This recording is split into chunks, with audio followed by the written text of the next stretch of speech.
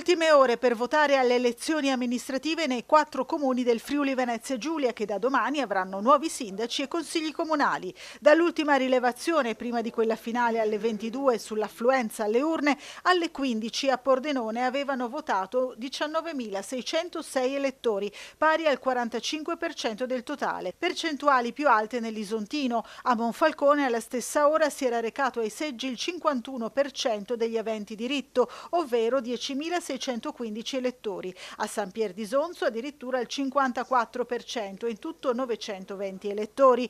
Affluenza ferma al 39% nel comune di Nimis con 1.163 votanti.